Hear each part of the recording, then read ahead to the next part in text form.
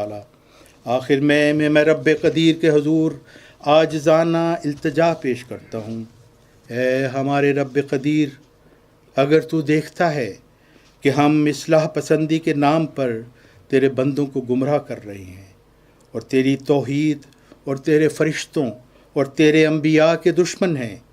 اور ہمارا مذموم مقصد اصلاح پسندی کے بھیس میں فساد پھیلانا ہے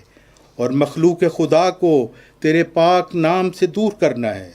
اور اگر تو دیکھتا ہے کہ ہم تیری پاک اور بلند ذات سے محبت کا ڈھونگ کر رہے ہیں اور اصل میں شیطان مردود کے چیلے ہیں اور توحید پرستی کے نام پر نفس پرستی کر رہے ہیں اور تیری مخلوق کو دین سے برگشتہ کر رہے ہیں اور روحانیت کا لبادہ اوڑھ کر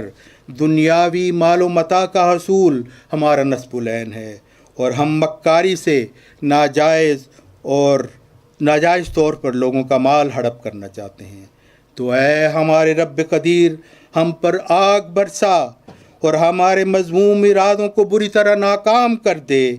اور ہمیں ملیہ میٹ کر دے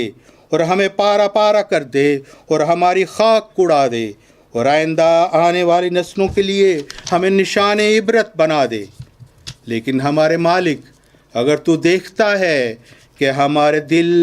تیری اور صرف تیری توحید کی خالص محبت میں دھڑکتے ہیں،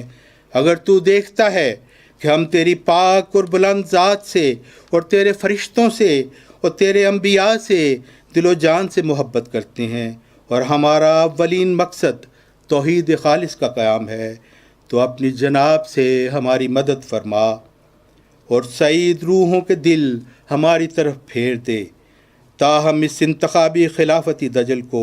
اور خلافت پرستی کو جڑ سے اکاڑ پھینکیں،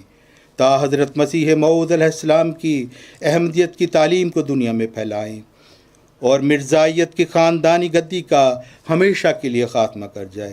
ہو جائے۔ اے ہمارے مالک دو جہاں، تو ایسا ہی کر کہ تو ہر امر پر قادر ہے۔ آمین ثم آمین یا رب العالمین یا ارحم الراحمین۔ اللہم